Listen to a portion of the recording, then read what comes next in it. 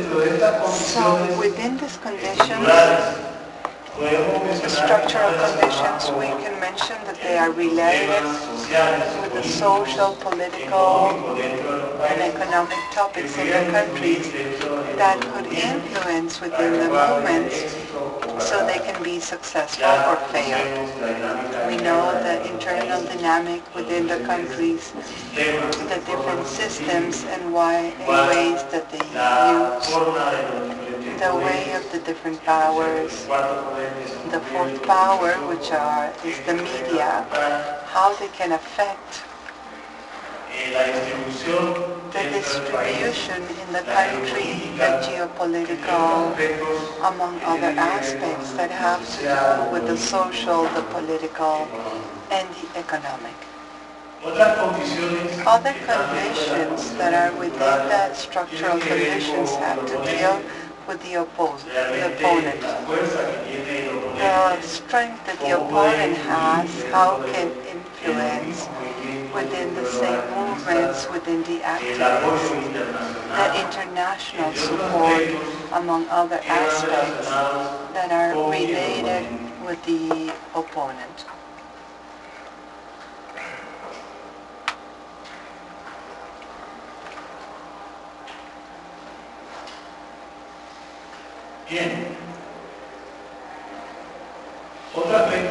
Another important aspect is what we mention as the trifecta. And within the different factors that the movement is successful or fails, we believe that there are essential attributes in these three elements that we have been speaking about them since yesterday. The first one is unity. Unity that calls the masses and that makes us strong as a movement. And we spoke about the power to convene and to call other people and sensitize them with our movement and our cause. The planning, strategic planning, in the sense of how or what strategy are we going to take, what tactics, what campaigns, the adequate moments, if there are the conditions, the time, the political climate, or the climate even, if it's raining, if it's snowing, everything has to deal with the tactics and strategies that we will develop, and the planning and itself, the sequence of each one of the tactics, and the sequence of the next steps, always having the clear objectives. We mentioned the objectives in our planning, the main objective, the final objective of our movement, among other aspects that have to deal with the planning that you already well know. And finally, the nonviolent discipline. One of the things that we fear in the movements is that the activists turn out to be violent. So to be able to keep the nonviolent discipline is important within our movements, because we know that this helps us to broaden our movement and to be recognized as legitimate in front of the society. So while we maintain this nonviolent discipline, and that we can transmit this discipline through different courses, through our own principles with which we worked yesterday, and so this is essential. The topic of Nashville. There was another category with speaking about the population. One of the important aspects that we mentioned has to deal with history. The history of the movement, the history of the population, with the educational level of the population, with the situation that the population is in, regarding the economic conditions and focus within the person. So we have to have present those conditions. That is the third one.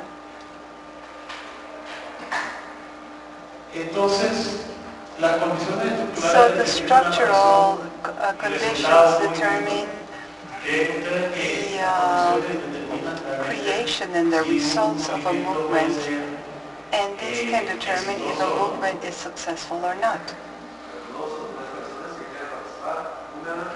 What are the structural conditions that determine a movement to be successful or not?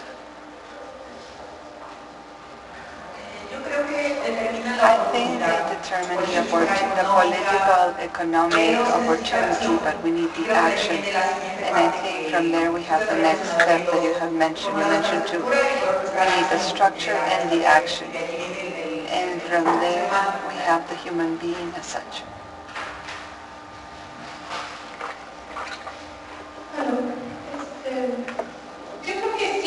I think yes, the structural conditions in fact determine to have a movement and to see the results.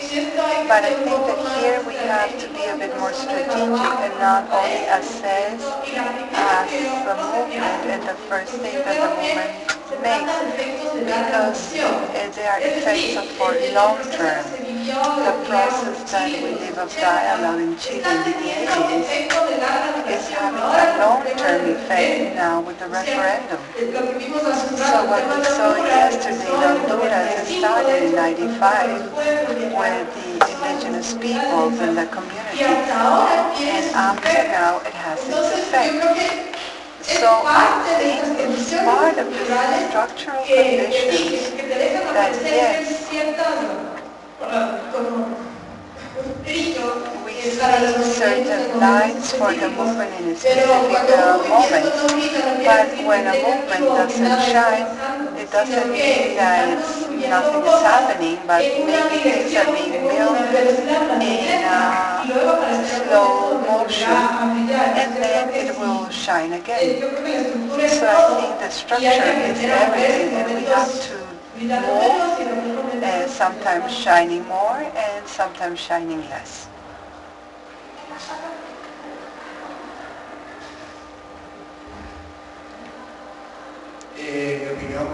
In my opinion, I think that the structural conditions determine the type of movement and how they appear, because the movements depend on the structures of the society, and we see movements everywhere in the world. And if there would be people in the moon, we would also see. So how the movement, the qualities, and the ways of the movement is conditioned by the structure.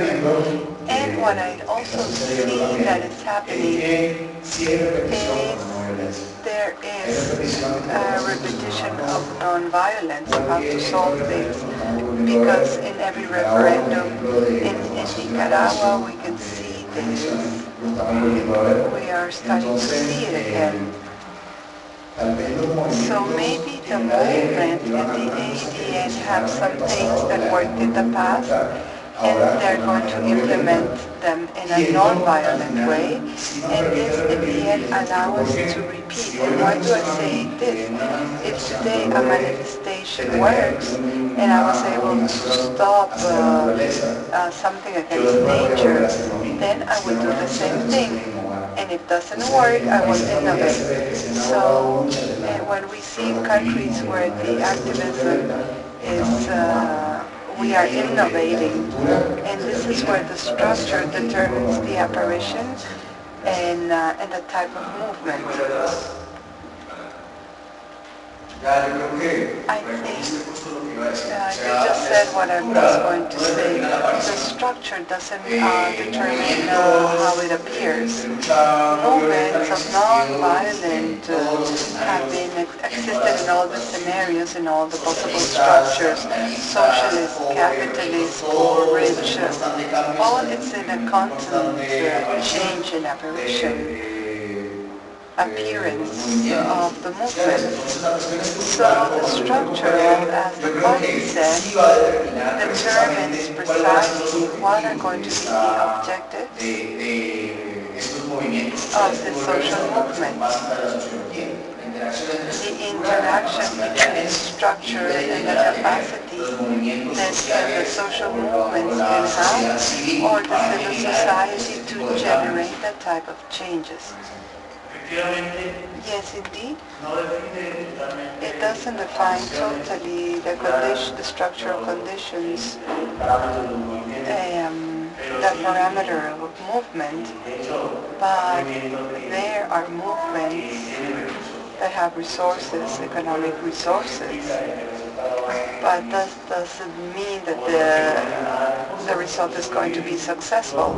And others that do not have resources survive due to volunteers, but they have good results. But something important that we have to bear in mind are some aspects that we can control. And to be able to control, we have to see capacities, the skills and capacities. And these factors, and what would be these factors then? What can we control within the movement? The objectives and the principles of the movement and the sequence on the way, because we are reaching how we reach those principles and objectives. So within these capacities and elections, we take into account different aspects within the development of a unifying vision that we repeat. And it would seem that we repeat too much, but this is really important to be able to generate this unified vision within the movement. The development of strategies and campaigns, the selection of the objectives that we have mentioned, to select the adequate tactics, not only to copy tactics because suddenly it worked in Chile, but maybe it won't work in Honduras. Tactic, innovation, and sequencing. The marches doesn't work in some parts. The marches is only something that everybody uses. Where is the creativity? And we're going to speak further on about that. The concentration among the strength, concentration of strength and weaknesses, the creation of effective communication, building coalitions, understanding loyalties towards the status quo. If we understand why the citizen is so loyal, we can turn around the things. But it has to do with principle, with values. I am a citizen that loves his country. So I have liked how other countries, movements have taken the symbols of the country, take them away from the opposition, and taking as theirs like the national flag, etc., etc. But what happens with the structural positions or the conditions? The structural conditions and the capacities and the strategies within the movement that we think that are necessary and open opportunities to be able to create these strategies so they can be efficient.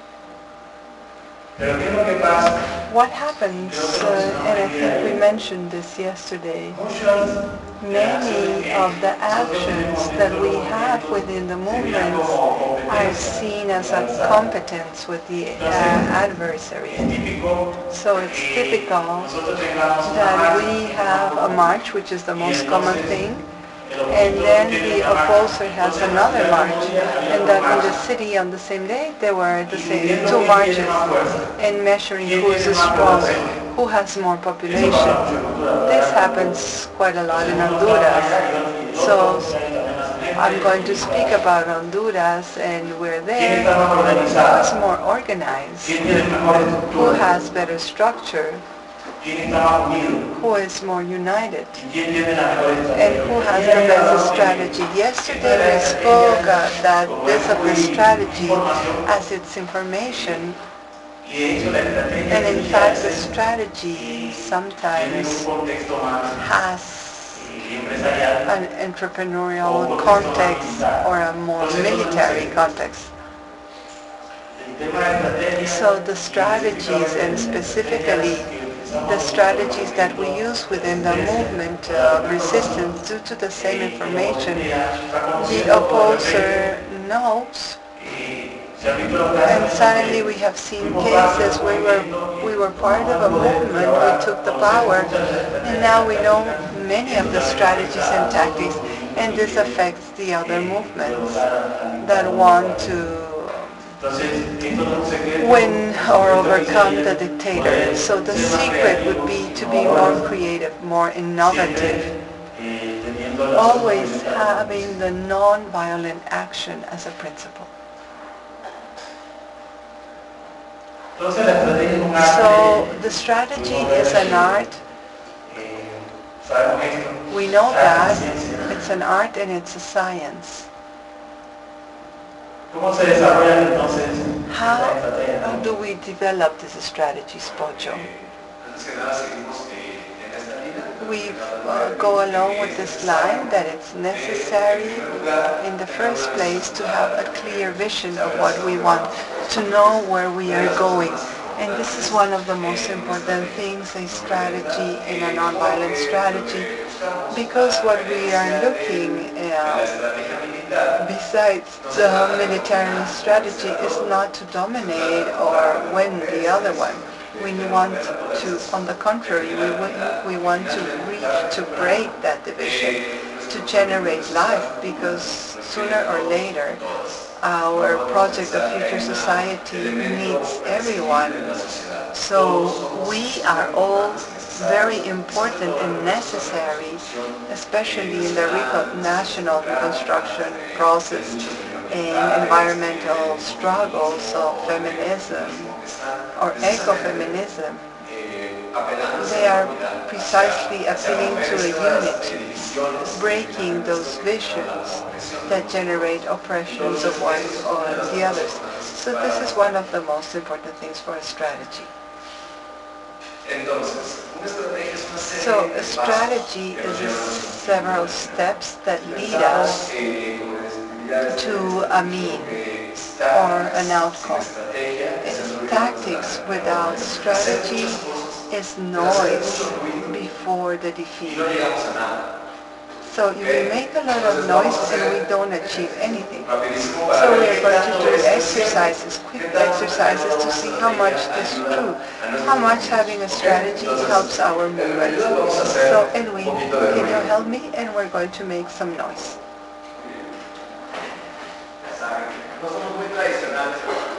You know, we are not very traditional, so let's make some music.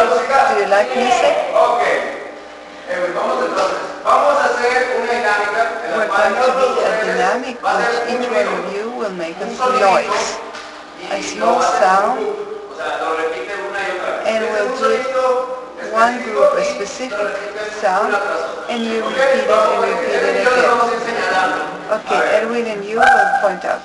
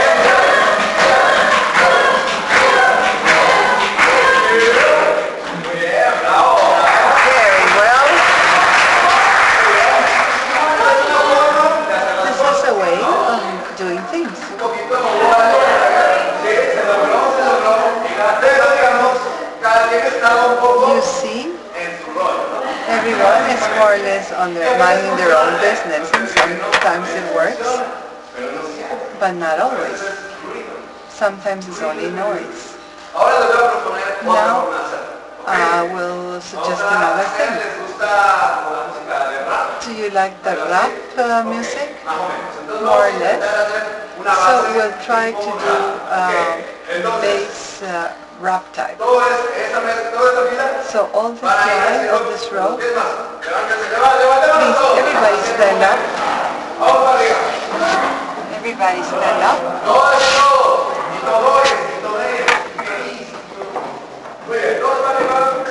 Everybody standing up. Now this row, we'll do the sound.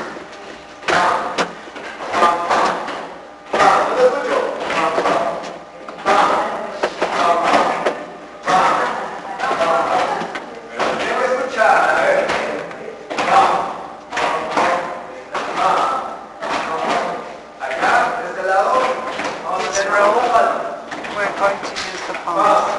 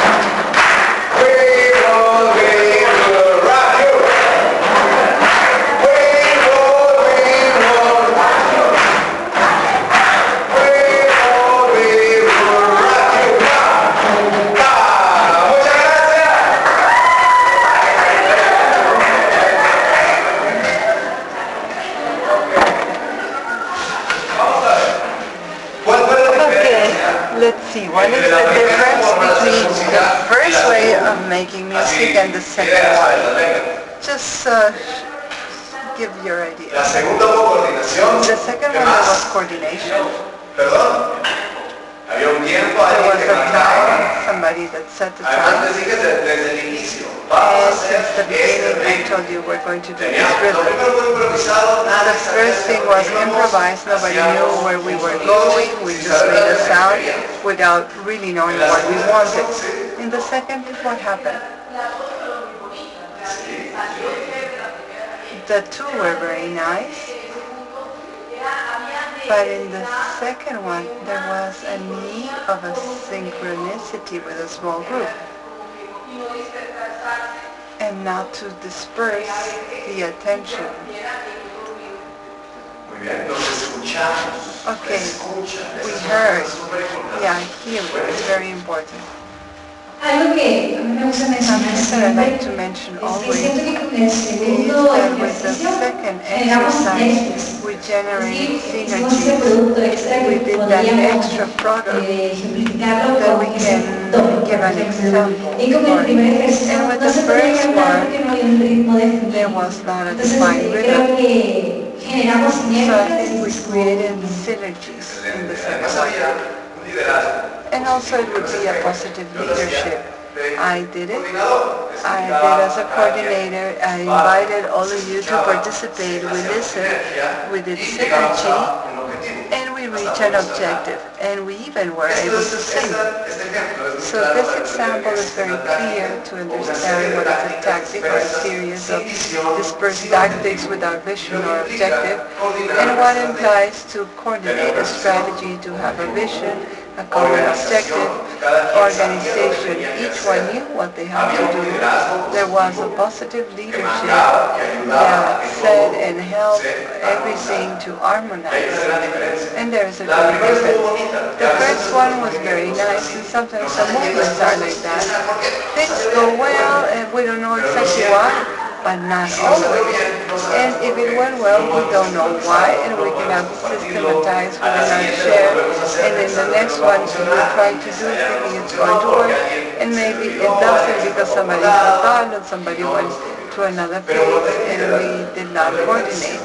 But when there is a vision, when there's a strategy, the things have more probability of running and being successful. So in this small exercise, we can realize the difference of having a series of tactics that are not coordinated, than if we do a planning, a strategic planning, we start with a diagnostic, and we do all of this to see where our campaign works well or the project.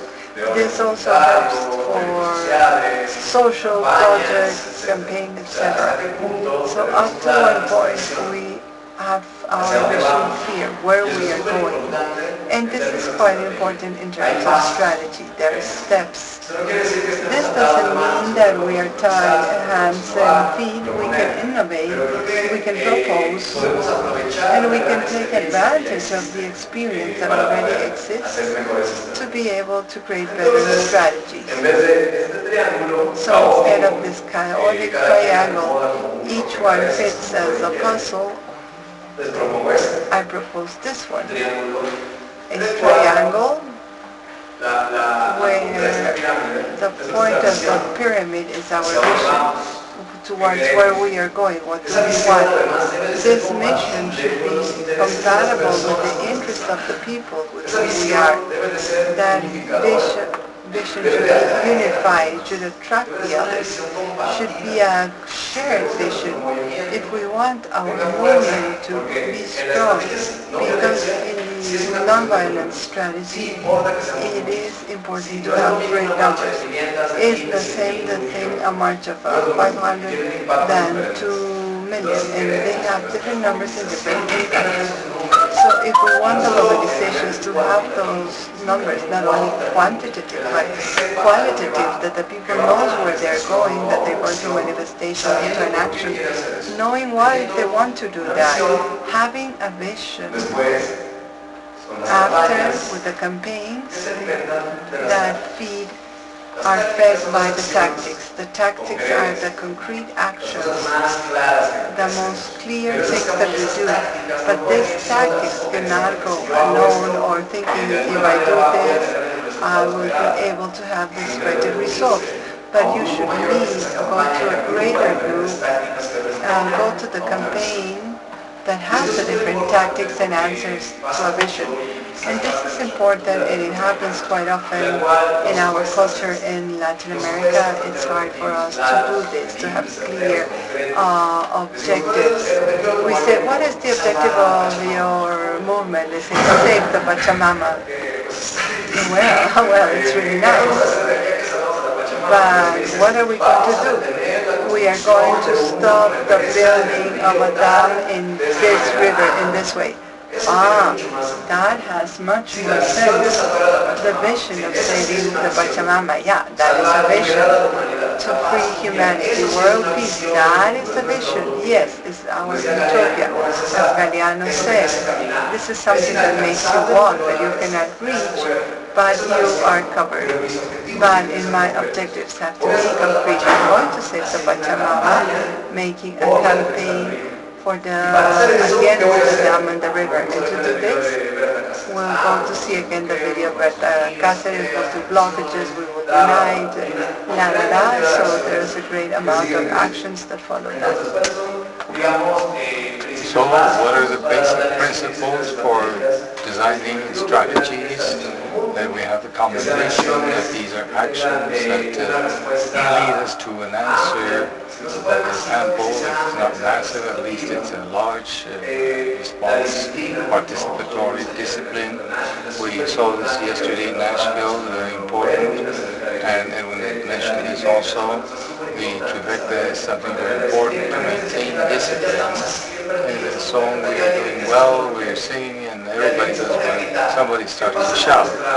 So what happened with our music? It sort of breaks down. So this is what happens in these demonstrations. Somebody starts to run away, people start to throw stones, you break the discipline, and you affect the entire body. It's the rotten apple that destroys the group, the bunch. So this is a metaphor that we use very much in music. I'm a musician, that's why I use that.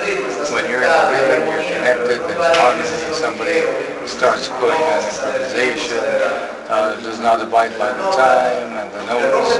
It just breaks everything up. And sometimes people don't understand. Another important thing is that they are outside of an institution. They're extra-legal actions. They're going to have a consequence of civil disobedience to inhuman laws or unjust. So civil disobedience goes beyond legality, goes to justice, truth, life. It does not simply have a legal framework, but it has as a principle that is much stronger with respect to life, to human rights, to dignity, to nature, to the environment. All of these are the values that we are defending, and if this leads us to defy laws, then it's just or necessary. Not everybody is willing to do so. So these are the consequences of these actions. And a matter of leadership. It is important to have leadership. There are many types of leadership. We must always have the difference between the leader and the boss or the chief. We have to be leaders and not bosses. We want to be representatives of that. But the leader is somebody that facilitates things, that things happen. It's not somebody who orders, or that it has to be above the rest of the people. We're all at the same level. But it's necessary to be able to manage our bodies. And there's a brain that helps us, the rest of the members of our body, to coordinate. It doesn't say that the brain is better than my feet. Both are important to live, but each one has its own functions. Movements, the body. This is a single body as a system. Now I want to give you an example. This I'm going to jump over there because we also, this tactics of action, nonviolent action. There are some tactics of nonviolence. We have revision, we generate campaigns, we have a great deal of tactics that already exist that we can use, but we must continue to innovate, to experiment with them, and we cannot take them as such, but we adapt them to our context. And that may be much more effective. So we have 198 of these tactics, and thousands more, and of course other people are generating more tactics. So this is very important, because something that I want to say, it's not just to say tactics, they have to be according to a vision, a strategy, such as campaigns. So that is very important. So then we go on to the campaigns that are based on tactics and actions that during a certain time are established with an internal logic that leads us to an objective. So I want to show you an example. The case of Cesar Chavez.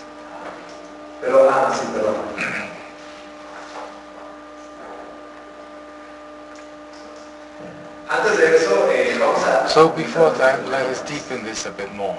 Thank you, Poncho. What matters, how do we select our campaigns? Generally, and within the movements, we start with tactics, and then go to campaigns, and then we have the objectives. So we start with the first thing, which is go out to the streets to manifest ourselves and have a action. What we're doing, as Poncho was saying, we do not have necessary time to sit down and duly examine things. So we can see some examples of successful campaigns which had a series of actions that were of a complementary nature. For example, you already saw the case of Gandhi. and the different actions that took place. It wasn't only the march, but there was also boycotts, other types of actions that were complementary so that this campaign be truly successful.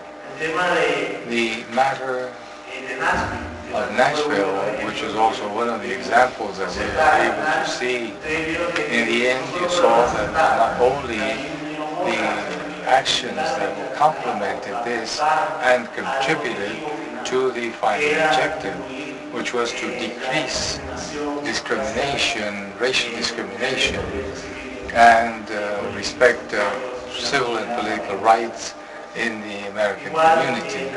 Also the case of Montgomery, the matter of the buses, which was also complementary with the struggle at that time. There are other campaigns, and we were talking about the message. It's important that within our campaigns we should have clear messages. Practically, the effectiveness of an attack deals with the message, and we must have it very clear that people can also join our movement, but also be able to transmit that message of change. We've talked about this yesterday, and we go into something that's essential, the fourth category, the creation of alternative institutions. And for this, we have a video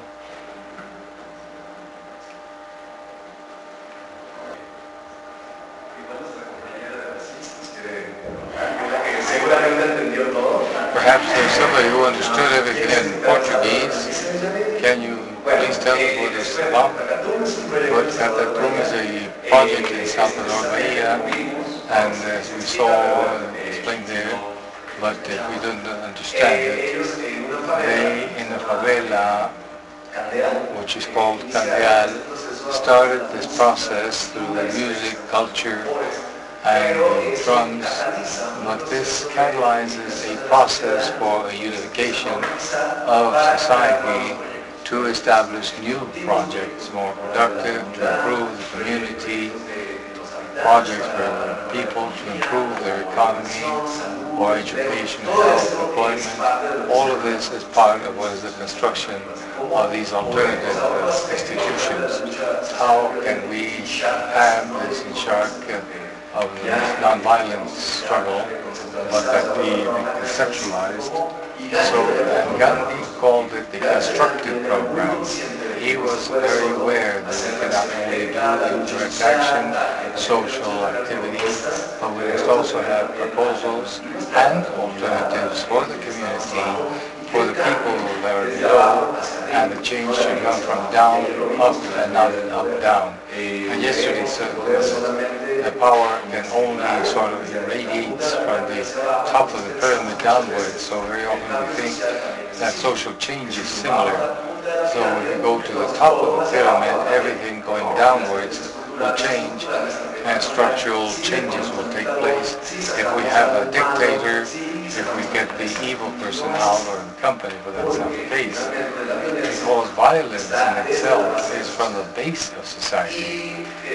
And as Brian McCallum said, it is very difficult to be able to distinguish between oppressed and the oppressing. The oppressor is up there, he is elegant, he is the rich, the politician, but also feminism that has taught us that the oppressor is at home. The oppressor is also in all social classes. The oppressor and the power relations are an entire social network, and our relationships with power, and they are oppressed. So every time it's more difficult to see social change from top to bottom. So what do we do with these relations, power relations in society? What do we do with domestic oppressors, with the older oppressors, adults, children, men over women, humans over animals? So there are many relations that have to be changed, and this of alternative institutions, the constructive program appeals to this change from down up. So we start to transform from the base of society and to offer alternatives that are present and real. And here, next 10 years, we have a political change, transition to democracy, but people are now dying of hunger. Venezuela, they don't have lights and they don't have water. What do we do in the situation facing today? And finally, they reinforce each other. We're able to establish constructive programs and programs for social reconstruction. This will help our campaigns and social struggle, because this is also a powerful political element to communities. It's not just the students that go to these marches, but we forget the people in the fields, indigenous people, or poor urban people. What do we do in these circumstances? So I think that this is something very important within the strategy. Not only go to the street, it's also go to the neighborhood, to the community, to dirty your hands, gather a lot of garbage. We want to see from the street here, go to assemblies, we do a penitence going to a march, demonstration, but people have never gone to an assembly and never are to know this. The lady that they interviewed in Nicaragua, we have to speak for those people. This is a common person that interviews. Well, we live very badly, nobody worries about us, and all of it is. And she is very strong, expressional woman. You'll see the video, you're laughing. Those that are not aware of it. But I think it's a wonderful video, and it's the voice of the people. That is what is happening. So we listen to programs are wonderful. But let's continue. So what makes tactics become efficient?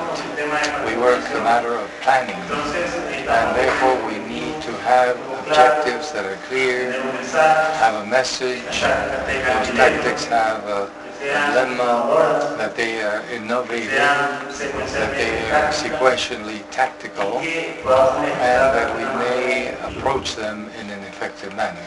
We have here several quick examples regarding this. So,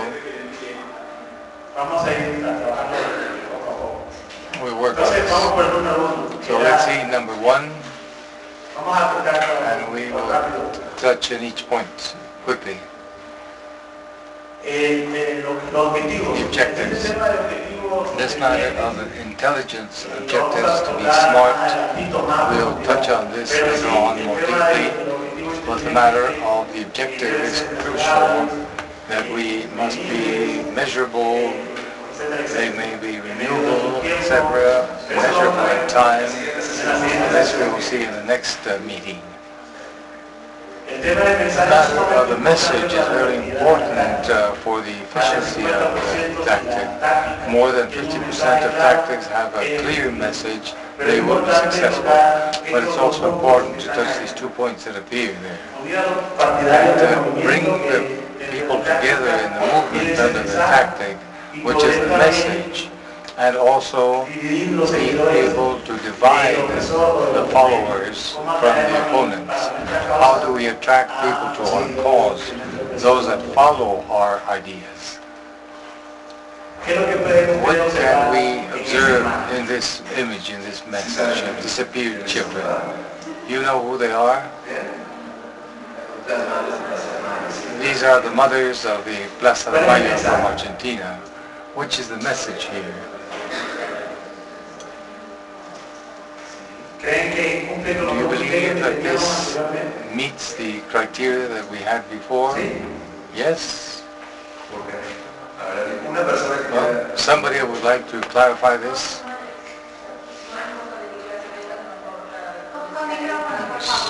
Sorry, no microphone.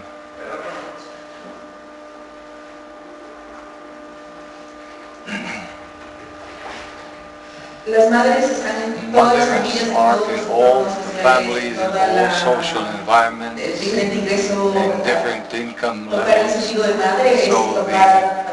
touching the sense of mother touches the population.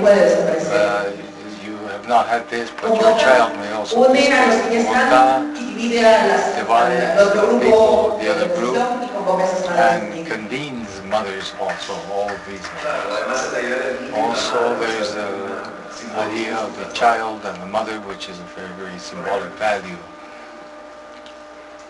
The message, how is it transported? This also should have these approaches.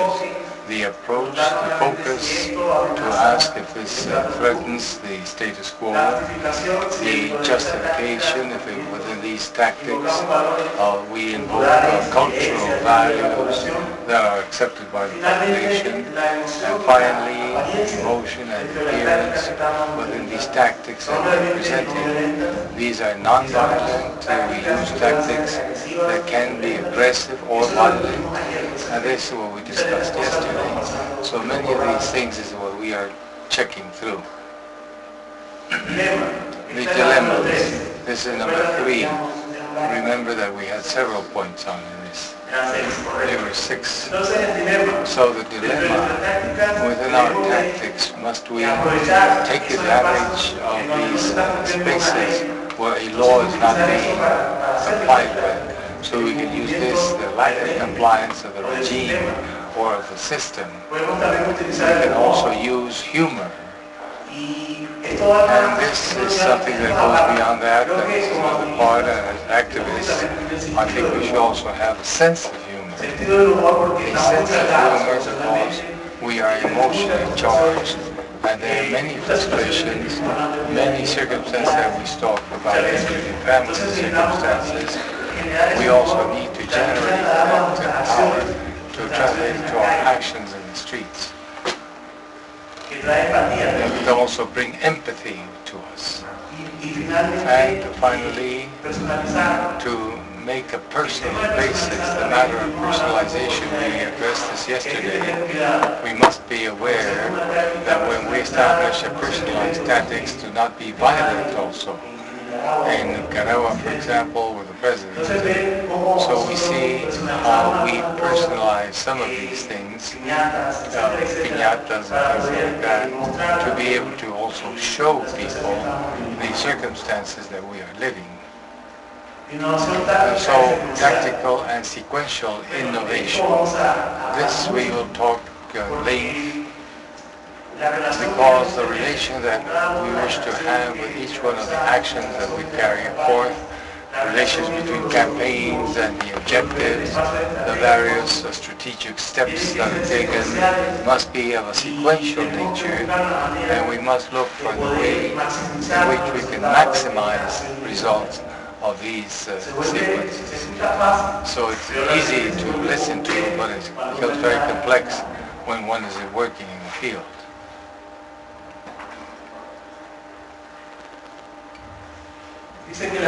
Also it states that tactics are more effective when they are sequenced one with the other. Now we'll talk a little bit about this tactical sequential elements through an exercise of the case of Cesar Chavez. And we will also establish here a video, and then we will explain how all of this took place.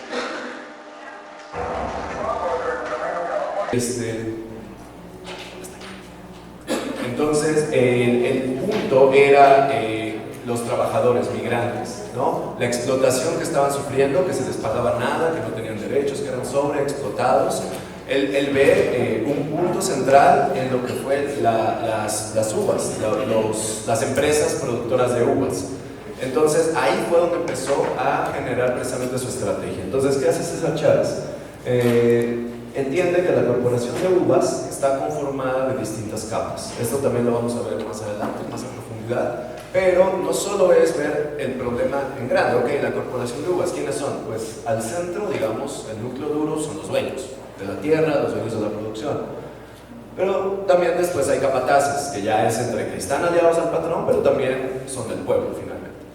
Y luego están los trabajadores, que es la capa externa de esa gran corporación. Entonces Chávez analiza esto y dice, bueno, vamos a empezar a trabajar vamos a empezar a actuar con estos trabajadores, que son migrantes, que son mexicanos, ¿qué tal? Entonces, él aprovechando su origen cultural, como mexicano o hijo de mexicanos en Estados Unidos, hablando el español, que es algo muy importante, entender los códigos culturales, el idioma, etcétera, con quien vamos a trabajar, él va y comienza a organizar.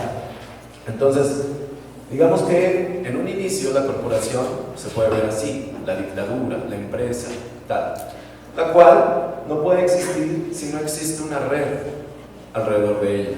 Los empresas, otros empresarios, financiadoras, el gobierno, los distribuidores, los vendedores y compradores, todos ellos forman parte de esta corporación. Sin todas estas redes alrededor no puede funcionar nada, ningún sistema se puede mantener por sí solo, requiere unos ciertos niveles de cooperación. Entonces, ¿qué hace César Chávez? Dice, bueno, ¿con quién puedo empezar a yo actuar? Pues era la capa externa, los trabajadores. Entonces generan el sindicato, la unión. Esta unión se genera además a partir de una caja de crédito, por lo cual, como les prohibían el agremiarse como sindicatos, dicen, es una unión de crédito, es como un banco para los campesinos. Entonces tuvo siempre esta inteligencia de saber burlar la ley. ¿No me dejas hacer un sindicato? Formo un banco, una cooperativa para ayudar a los campesinos. ¿No me dejas marchar? Digo que es una peregrinación religiosa y llevo el estandarte de la Virgen de Guadalupe en mi marcha y voy cantando canciones religiosas junto con las canciones de protesta. Entonces César Chávez tenía esta habilidad de saber burlar el sistema. Entonces crea la Unión, que es realmente un sindicato de trabajadores.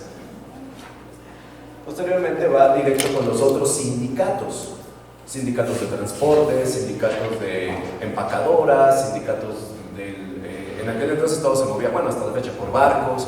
Entonces los sindicatos que llevaban las uvas desde California hasta Europa, todo eso hay que empezar a cortar ese otro pilar del modelo. Después se va con los transportistas y hacen una huelga de transporte.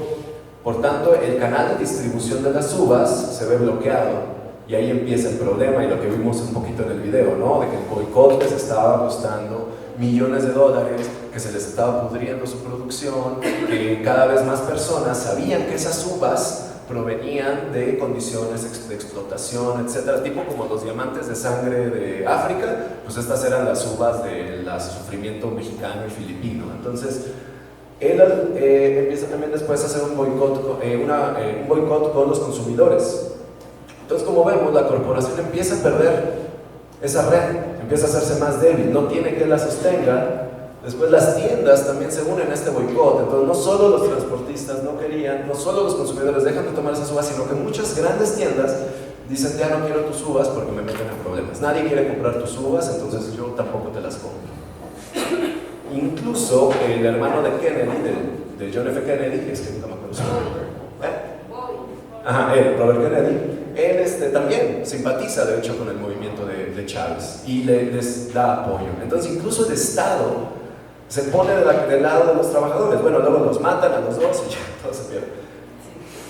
Entonces, justo lo que podemos ver ya con este esquema, si se fijan, ya no les quedó más soporte y la corporación tuvo que finalmente aceptar los términos, dar mejores condiciones laborales, dar derechos incluso a los trabajadores. O sea, fue una campaña bastante exitosa y hasta la fecha se recuerda mucho el nombre de César Chávez como un líder mexicano-americano, lo que llamamos chicano, campesino, sindicalista, no violento, porque él también todo el tiempo se mantuvo en la estrategia no violenta y como podemos ver empleó tácticas del sindicalismo, tácticas de las manifestaciones, boicots, huelgas, o sea, toda una serie de estrategias que tenían que ver con un objetivo y también tenían que ver con la respuesta de la corporación de uvas, o sea, del oponente, digamos, ¿no? O sea, también las tácticas iban haciendo de acuerdo. Cuando aumentó la represión, por ejemplo, él entra en una huelga de hambre.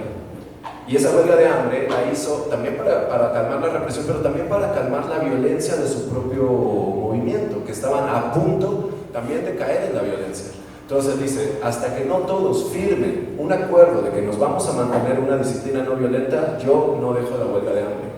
Y casi muere en esa huelga de hambre. Entonces, digamos, él es un ejemplo muy interesante de cómo se lograron combinar distintas estrategias y sobre todo que tuvo éxito su movimiento. Entonces, otra vez, no tomarlo como receta, pero creo que analizar las fuentes del poder, qué sostiene eso que queremos cambiar y cómo podemos empezar a transformarlo, yo creo que es súper importante y es un ejemplo muy bueno para entender lo que es una estrategia no violenta con un caso histórico.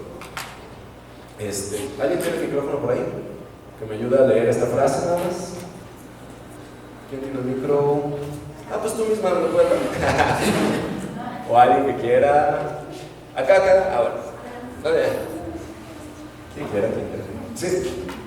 La esencia de una acción no violenta es hacer que muchas personas se involucren. Un número vasto haciendo cosas pequeñas.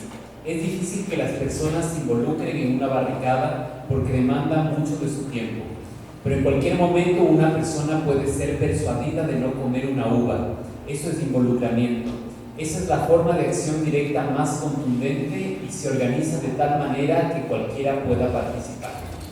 Gracias. Entonces, como vemos, y lo mencioné, no sé si hace rato o ayer, que todos nos podemos involucrar en una acción no violenta. Dejar de comer uvas, apagar el celular, no tomar Coca-Cola una semana. Ese tipo de acciones creo que todos somos capaces de hacer. No nos pone en riesgo, no nos van a meter a la cárcel, ni nos van a reprimir si dejas de tomar Coca-Cola o apagas el celular un día.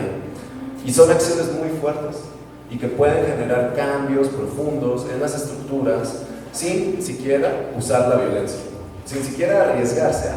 Entonces, sí, Xochitl. Solo quiero poner un ejemplo reciente de Nicaragua, que fue un boicot a una de las familias más importantes del país.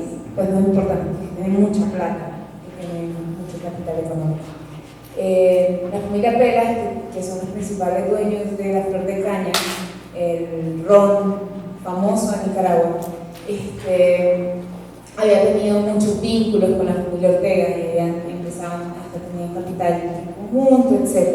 Entonces, una forma de presionar a las familias fue hacer se empezaron muchos movimientos a trabajar un boicot de consumo, que de hecho tuvo tanto impacto que yo sé que la familia Pelas y la Flor de Caña invirtieron en la campaña de relaciones públicas porque les impactó muchísimo y eso a veces tampoco se ve. Después también van a estar hablando de otras campañas de boicot en Nicaragua, pero eso fue una de las cosas que a mí más me impactó y me impactó tanto también porque una cosa personal, mi papá que siempre viajaba a Colombia a visitar a mi familia y siempre el regalo era el ron Flor de Caña. Travel to Colombia to visit the family. He would take like 4 bottles, and he has not bought again Flor de Caña in 2 years. And I have seen families that have said, no, this is not involved in this way, and they keep doing it. We are civilizing this. It's this, how do we involve? How do we make the people get involved in our movement from their position, from that smallest action can contribute? And for that is the strategy, to know how the minimum actions can contribute to something bigger. You don't need to be an activist, but a child, a young one, no adult, a dog can do something. So to make our actions inclusive. A good example, they could see there was a sequence with the different actions that they have developed.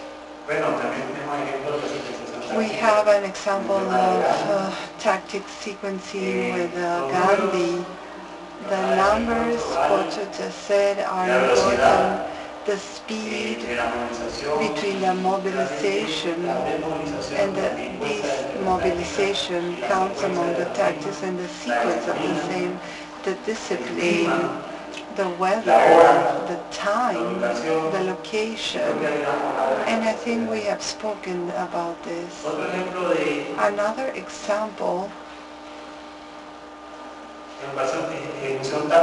of tactic execution. In this case, it's an example from Egypt, and how they informed through leaflets, in internet, some intelligent actions to create a protest. And also mention security, where we know that the use of internet it's tricky because sometimes the government has control of the social networks. So they also use other types of strategies to be able to use all these tactics when all this information regarding the tactics when they were going to develop the actions. They also mention how to eliminate all the information, because one of the things that also affect us is that we leave many traces for the oppressor once we do the actions or before we do the actions. So tactical way, we have to be aware of the location of the place and how we are going to carry out our actions. Usually you go 3 or 4 days before to the place where the action will be carried out to verify, to see where can be the access points, the exit points, what are the safe places, how to go running, etc., etc.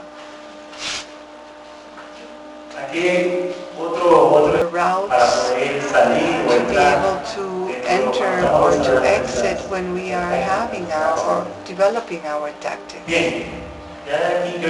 So from here, I think we are open the floor to questions, comments regarding the strategies, the tactics. So we open to 5 questions, and we have time, we will take 5 more. Or we have lunch in less time. So 5 participations, 5 questions. Only 3? Okay. I think one of the first things that you mentioned was the strategy. And for me, it made noise for what happened here in Ecuador.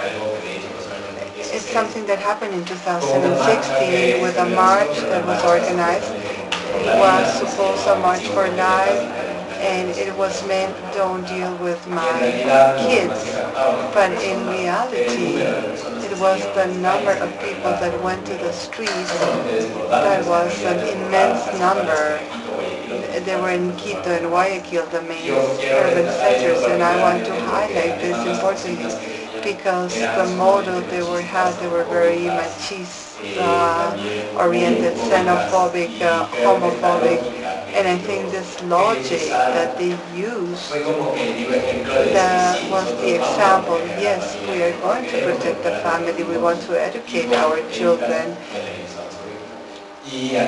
and to oppose to this idea of gender ideology. So with this I have the doubt because of what we spoke in our classes of human rights. Finally, our causes are in opposition to the majority of the population. Very few people share our point of view. And this, that was a campaign of human rights, was rooted in the Catholic society. So we have to think about this because unfortunately from my own experience, very few times the people would be allied to our causes. I think it's important is the mottos. The phrases should be positive. They have to unite. This is what we have speaking about the union of calling the attention to the public in general. And the think of numbers has to deal also with nonviolent discipline and has to do with infiltration. Why? Because if we have more people among our actions, there is more possibility of people from outside, from outsiders, but we also have the possibility to control them. Because if we know each other within the movement, easily we can isolate these people that are making noise, that maybe are 10,000 or 10, and these 10 are the ones that are going to be in the front pages, and that will be in the news. I would say maybe that you mentioned is an example of how the numbers do have an impact, how a message unites society and takes them to the street. A conservative message in a conservative society has an impact. Unfortunately, it's for this type of causes. But I think the argument is the same. If we have the capacity that makes sense, that people will unite to the causes. And for how many years was this march? And that means that it had an effect, unfortunately, for the other side. And the other thing is not only the quantity, but the quality. We don't want to have a lot of people. It's not a political party that wants to fill a place. We want people that are convinced. So I think this is a very broad discussion, because yesterday we mentioned the right or the groups, the conservative groups, etc. They're also using the non-violent causes. They're reading sharp, and I think it's how do we go beyond this, and I think this is one of our challenges. At this time there is military repression in my country. Once again, the strategy fails. The political class does not give the citizenship that is committed in making possible the change, giving a viable strategy. We have more than 2 weeks asking the politicians to tell us why a manifestation to the center of Caracas when we know that there is National Guard and we are seeing the repression with tear gas. I hope there are no blessed wounded ones, but I ask myself what to do. What to do at this moment when we are not part of those type of sheeps, electoral sheeps, where it's in play, it's at stake the life of many people. What strategies should we use, the citizen movement, to demand the political class to stop their power ambitions, because unfortunately they're still risking the life of many. So I ask myself, and if we manifest to that opposition that says that they want a change for Venezuela or other nations, but no, they say it's going to have a division, and the people are going to think that you are more Chavistas than the Chavistas. But why should we bow our heads to this political class that is not helping? And again, we're seeing the mistake of a failed strategy, the strategies that don't make any sense to reach the liberty. So we should have more death to happen what we happen, or we have too many years on this. I would like to know your point of view, or the people that are here. What do you think we can do all together so the political class understands they're not the owners of a country, but the managers? So I'm a bit angry right now, because we have been demanding several movements in Venezuela to explain why these manifestations of today.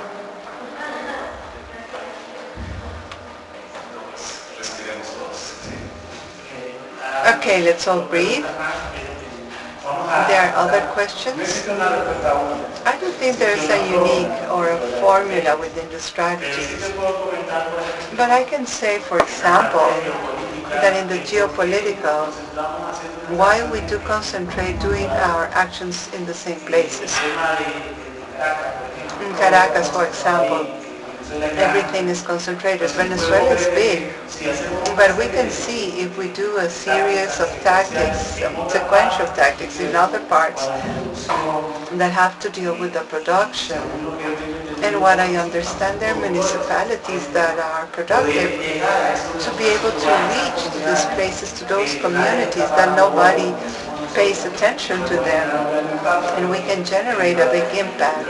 So I think within the strategy, we can generate a strong movement.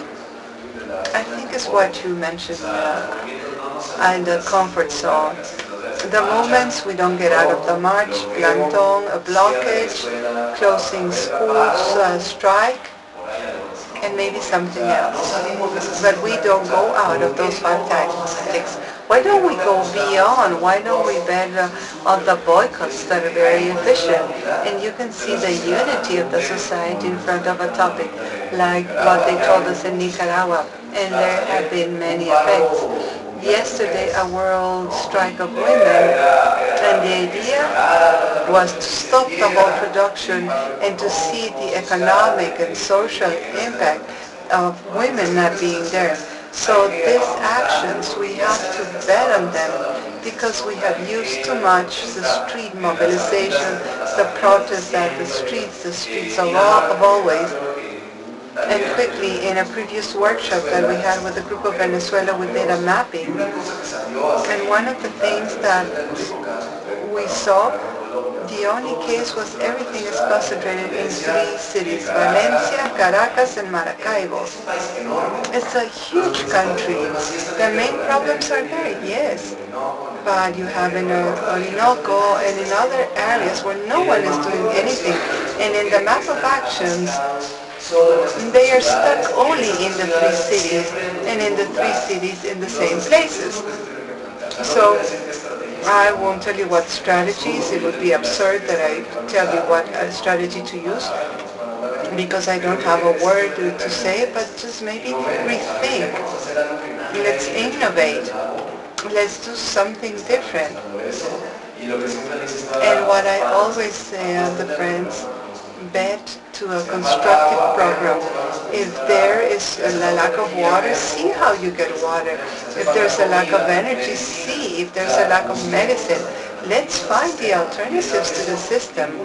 And no regime is going to avoid you to use medicinal plants or taking the water from the rain as you cannot buy the street or the water or the sun like Calle 13 says. Don't do the same things. Change, be innovative. Y Karina.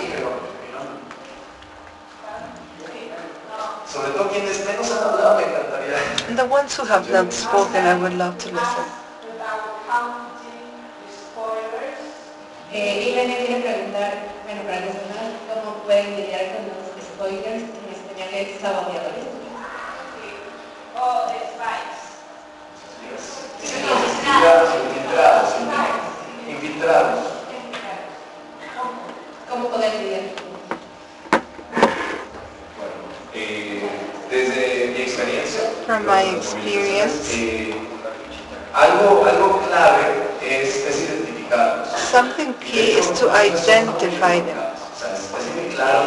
It's very clear to see who is the undercover. They love to go with black, to be hidden, something characteristic. It's very evident in certain manifestations. It's a student march and you see the people with military bodies. It's evident that they are there and we isolate them. Try not to create a provocation. They want to motivate, to have more people to break, to throw rocks, to fight with the police. And there was going to be a group like the Black Lock. They are not undercover people, but they like to do those type of actions. So these are the easier that will fall in this provocation. So isolate them. When there's a success like that, and I remember we were in a march in Mexico, and these undercover people started to destroy a police car. And we said, you're destroying a police car in front of them, and the police are not doing anything to them? So a group of us that was of direct action, we made a circle around them and avoid more people destroying the car, the police car. And it was incredible how was we able to isolate 2 people that were alone destroying the police car, and they stayed there, and even the police were looking now, what do we do now? We cannot catch them because they are undercover agents. So it's to identify them, isolate them, communicate the others, look, there's the group of undercover people, and not to fall into that provocation, at least in street manifestation. Because these undercover people are also in the assemblies, it's not the only one that breaks the windows, it's the one that speaks at the assemblies, the one that has very good arguments, the one that breaks the agreements. No, because the revolution is the most radical person. So they are the most radical, they don't want anything. This is where the undercover agents are, that do not want to reach agreements or break them. This is where you can identify them. Another aspect that we have to be careful is to have the opposition of our rebel activists that feel that the actions are not reaching the objective, the immediate objective. So we have to be careful, because this rebel can turn into a negative rebel, and it will be hard to get him. And we know him, so we don't think that it's an undercover agent, because he has been within the movement. Karina, and I think it's the last one, because we have 5 minutes left. We have 5 minutes, let's use them. I think it's important to mention in the tactics how, when a tactic doesn't work, and how we do replicate. This was being the case of Nicaragua, that we call a manifestation, but we are going to have policemen, paramilitaries that are going to be there. We know that. But what do? There are organized groups that do express affectations, because they don't know where the people are going to appear. Sometimes the group appears here in 2 different departments. In Managua they appear, so they do not use the same places. So I think it's important, when the tactics do not work, how do we follow, how do we keep using and uniting? This, I think it's important. And on the other hand, the political class that we know, what political class do we have in Nicaragua? The entrepreneurs using the student struggle. I remember 6 days before the protest, the private companies called to a manifestation that was a joke, because they wanted to do a manifestation of a kilometer, and the people were with enthusiasm. So what we did, the entrepreneur said, let's turn around and we end here. The people, I remember a Managua with 100,000 people or 1 million people, and what the people did, they did not pay attention, and the people went through all Managua to go to one of the universities where there were students that were there. So how do we use the callings and the strength that we can have to use the callings that they invest resources, and we take that and we use that the people are in the streets. Guillermo and Jerónimo, answering to my sister from Venezuela, and she touched items that caught my attention, and it's that we give power to the power. For what I observe is they keep giving the power or the credit to the people so they can manipulate you, whether it's the left or right. And I think this is fundamental, because yesterday we said of being responsible as a citizen. So A more ancestral way of saying is, yes, we look for this indigenous reivindication, and this takes us a bit away from the organization, so we see as the owners of the land, not in the property, but on taking care of the land. And this has allowed us to organize ourselves and to live beside the government, do not depend on the government. And this has worked very much in Mexico. So there is an articulation of indigenous people that is called National Indigenous Congress, when the indigenous people do not depend on the government, but they have a mechanism, their own mechanism. So I would like to touch that the indigenous people organize themselves to raise their voices and to present new things. Cases like Poncho mentioned, like the Cherán or Oaxaca communities, that they have their own government and do not depend on anyone. They harvest and they create their own seed. Jerónimo? And we are at exact time almost. I wanted to give more emphasis, and maybe sometimes this generates a lot of content, but since we're speaking about campaigns, tactics, strategies, we also have to speak about the communication of these campaigns. I feel that often the yell or the shout is what tells the population in the end. The non-violent campaigns is for the population, not for the regime.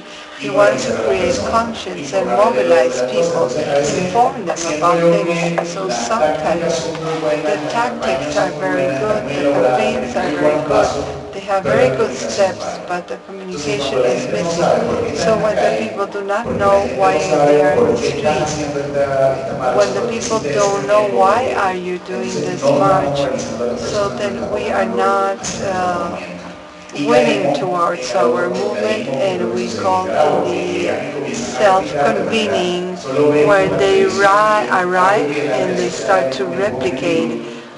I have a projection, they say, well, I'm going to do the same in this territory. Yes, the idea is okay, but we have that decadence that we do not communicate with the person that is doing that. And we say, okay, I want to do that campaign, and I would love to do it in my territory.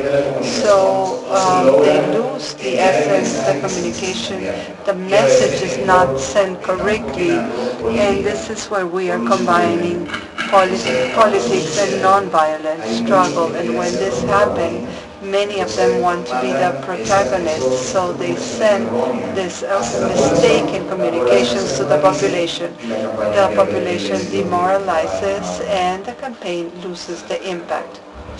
Excellent example. Thank you very much. Thank you for your attention. We will go for lunch. Any special recommendation? Oh, they are going to give us the tickets, the lunch tickets. So we go with her in an